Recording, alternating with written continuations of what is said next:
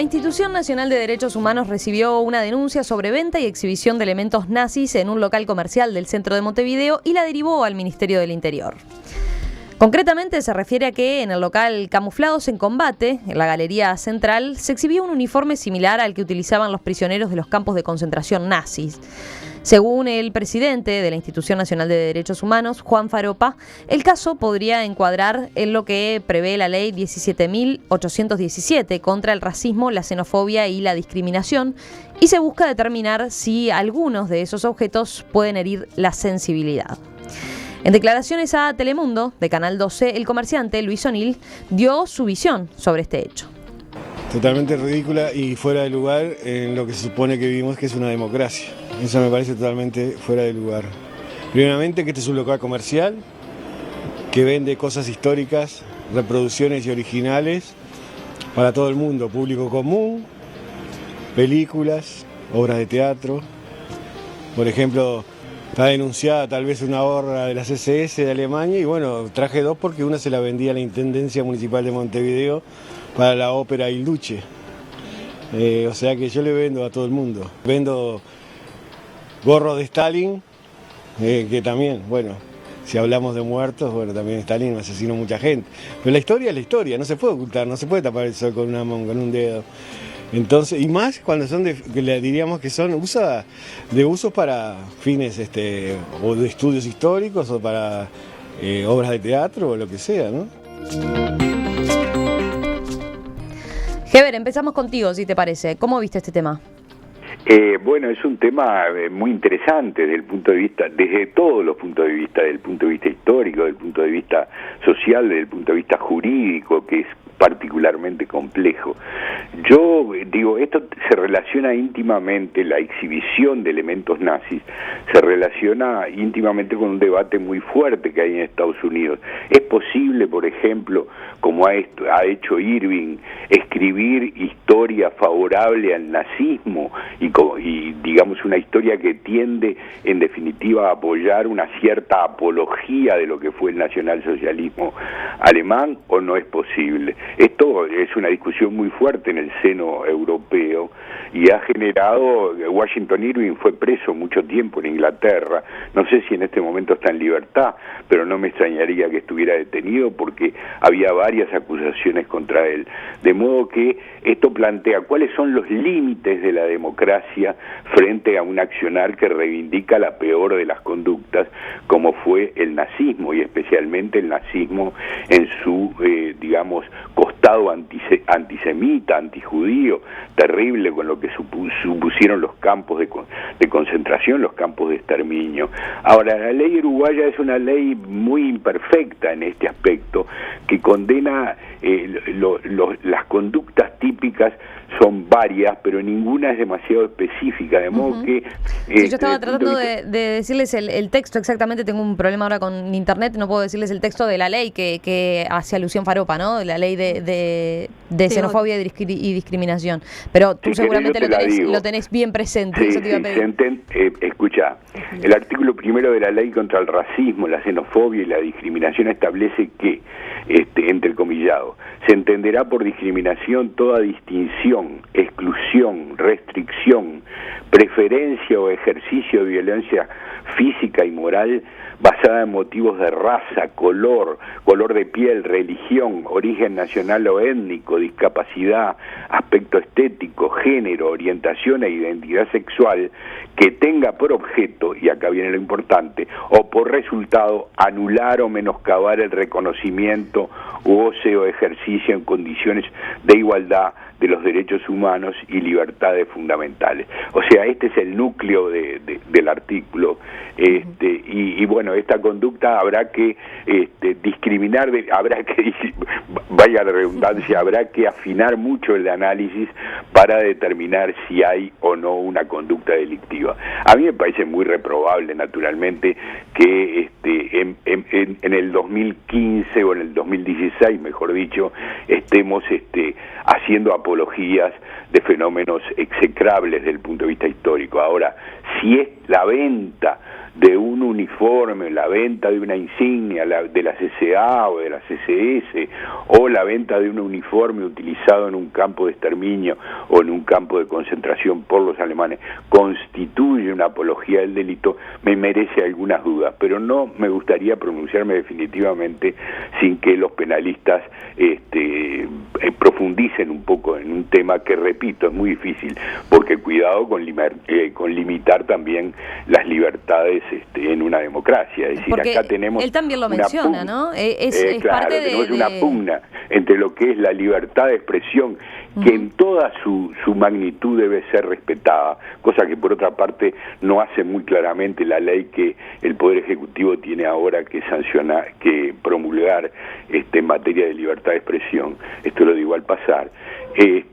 Y el otro gran problema, que es limitar la expansión de ideologías totalitarias, como sin duda alguna fue el nacionalsocialismo. Ahí está el problema, ¿verdad? El meollo del tema. ¿Roberto? Sí, yo obviamente desde el punto de vista jurídico no lo quisiera abordar porque no tengo los elementos como para juzgarlo, pero lo que acá está claro es que se juntan como dos cosas, una que parece chica, que es que en un local en la Galería Central se vendan artículos de este tipo y que es discutible o no el hecho de que se trate de un problema de xenofobia, y otra es que se trata de un tema enormemente grande, o sea, es un tema demasiado importante en una situación demasiado pequeña.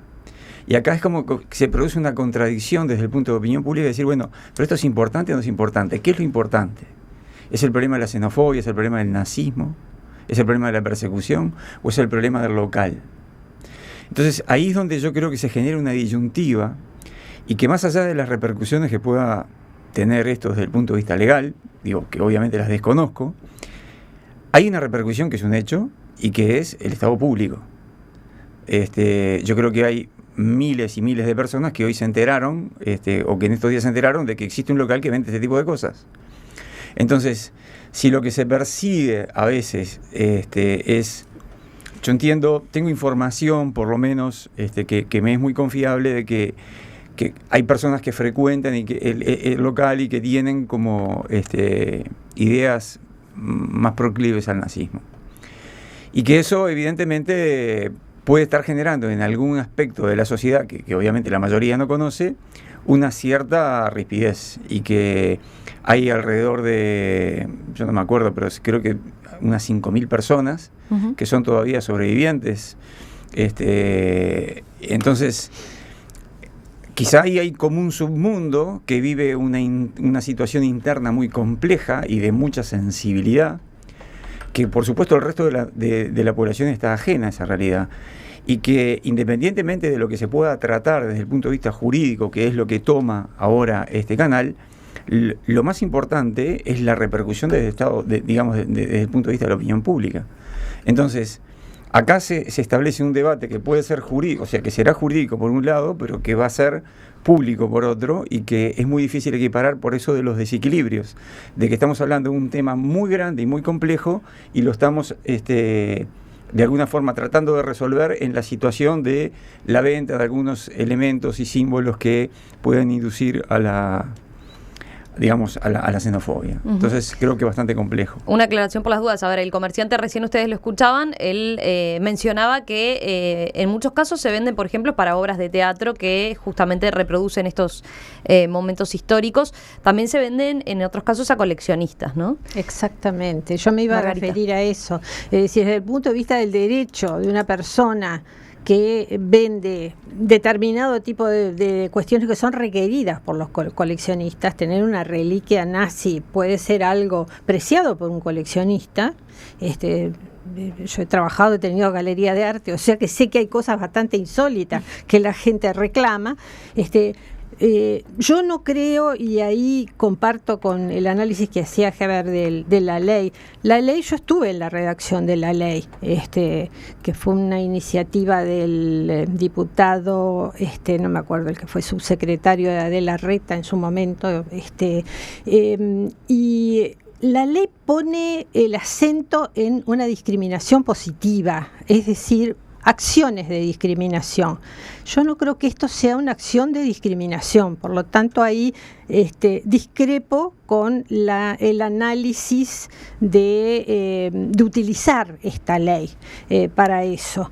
En cambio, sí me parece que hay un problema. Obviamente que todos sabemos que hay un grupito, por suerte en el Uruguay es escaso, que utiliza estas cosas porque realmente se siente afín a la ideología nazi, pero hay mucha gente.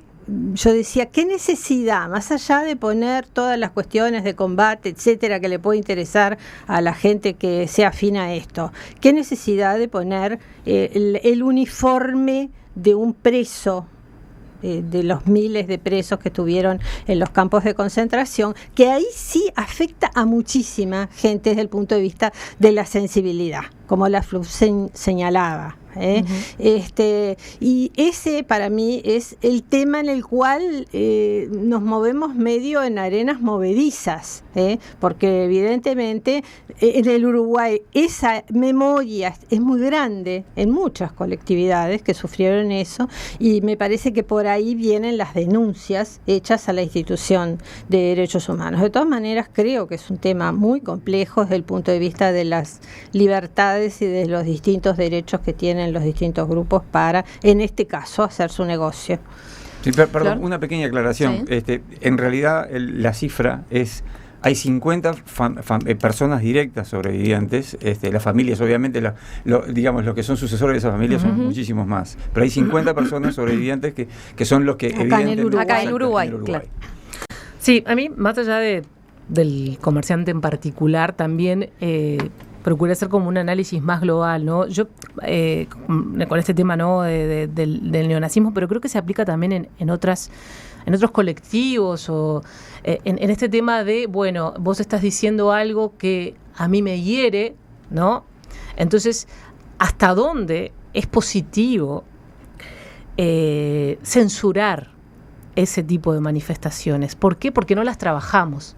Porque si hay gente, si hay jóvenes que en este país van a comprar esvásticas porque se sienten identificados con el nazismo, ahí tenemos un problema. Exacto. Pero el problema, ¿cómo lo combatís? Hablando de él, como uno ve que sucede en Europa se hacen tours a campos de concentración. Sí, ¿sabes? claro. Es decir, el campo de concentración de Auschwitz, la gente va y se encuentra ahí con prendas, y se encuentra con fotos, y se encuentra con una cantidad, digo, yo nunca fui, pero conozco gente que ha ido, y es realmente removedor.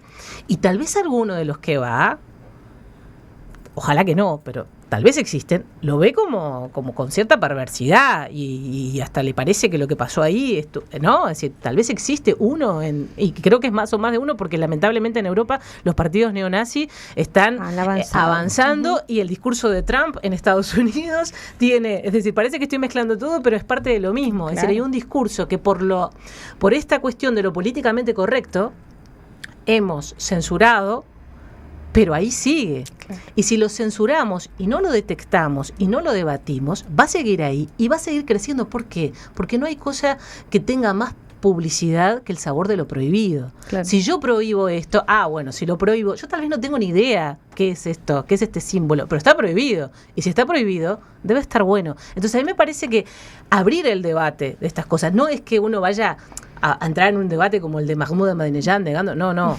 Pero, no, pero claro. Hablemos de él, hablemos que existió y demos la visión, porque así es como podemos combatir este tipo de conductas y adelantarnos a que no tengamos fenómenos como los que sí vemos en Europa de partidos neonazis que están ganando en las urnas, están ganando en Francia, están ganando en Alemania y no los para nadie, porque ahí entra otro debate. ¿Los podemos prohibir?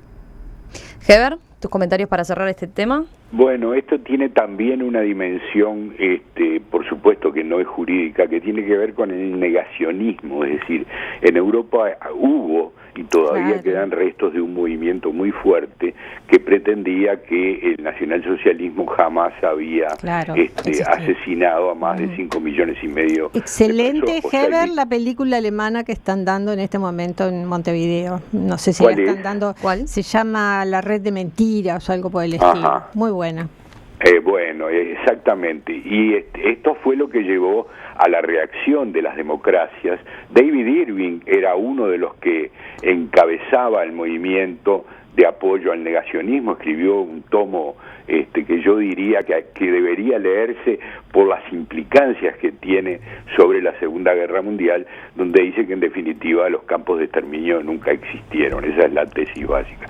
¿En qué medida vender productos referidos a lo que ocurrió en Europa del 39 al 45 no es afiliarse a la tesis negacionista o no? Ahí me parece que también hay un problema que, digamos, dentro del problema general se inscribe como un problema específico, que en este caso los juristas que vayan a fallar, los jueces, tendrán que determinar si esto es una acción que en definitiva favorece el negacionismo. Y el negacionismo en Europa, en el Uruguay, no tan claramente está prohibido por ley, ¿verdad? Margarita. No, yo sobre esto me parece que lo que acaba de señalar Javier, estoy totalmente de acuerdo y sí comparto lo que dijo Florencia. Acá hay un problema de educación, de olvidos muchas veces. Tenemos muchos problemas en la educación, pero me parece que esto forma parte de tratar de construir ciudadanos con relación a lo que es la dignidad humana, en donde fallamos muchísimo, porque me parece que a veces se habla mucho de que la educación se tiene que centrar en valores, nunca decimos cuáles son esos valores. Bueno, a mí me parece que el tema de la dignidad humana está en el fondo de estos temas, y que se reproduzca en las nuevas generaciones la violencia, por ejemplo, que no terminemos de aplicar el tema del desarme, por ejemplo, de las armas, habiéndonos costado tanto aprobar una ley que durante años estuvimos tratando de que se aprobara. Bueno, ahí hay cuestiones en el fondo que tienen que ver también con el tema anterior y que son preocupantes. Roberto, Florencia, para cerrar. ¿No, Florencia? No, yo creo que viendo lo positivo de todo esto, ¿no? Porque siempre en una situación como más allá del fallo de la justicia, porque este tema ya salió de la órbita de la Institución Nacional de Derechos Humanos, ya es la justicia la que lo está tomando, es, bueno, vamos a utilizar esta ley, perfecto, que la gente se entere que existe, pero vamos a analizar estos tipos de fenómenos, ¿no? Porque a veces también es como uno va a cobrar al grito, ¿no? Bueno, tiene esvásticas en la vidriera, bueno, entonces ya, es decir, como tener esa capacidad de analizar. Tal vez el tipo sí es un comerciante y hay gente interesada en eso. Yo iría un poquito más allá. Digo, ¿quiénes son los interesados? ¿Por qué están comprando? Están comprando porque realmente tenemos skinhead en Montevideo y hay como una cofradía de neonazis que les interesa el tema, no por lo histórico, sino porque se sienten identificados. Yo me preocuparía por eso, no por el hombre que las vende, sino porque les están comprando, pero ¿con qué fin? Si es con un fin de que empezamos a tener grupos neonazis en Montevideo, ahí estoy preocupada. Por la venta en sí no estoy preocupada. Estoy preocupada si quienes los están comprando no es por un fin coleccionista, sino por un fin de que se están sintiendo identificados con este tipo de ideología que llevó a lo que todos ya sabemos que llevó. Roberto. Sí, yo comparto plenamente, digamos, en general todos los puntos de vista son absolutamente compartibles. La única duda que a mí me genera es, esto me hace acordar aquel dicho que es cuando dejan al niño solo en la casa y los padres le dicen, no se te vaya a ocurrir agarrar un serrucho y cortarle las patas al piano. Porque en realidad lo que sí estoy seguro que va a pasar es que va a haber muchísima gente que va por curiosidad, va a despertar el interés de ir al local, de ver qué es lo que tiene, y en definitiva quizá con la intención de lograr un efecto que reduzca eso, terminan promoviéndolo cuando en realidad no tiene en los hechos una repercusión tan grande. Nada más.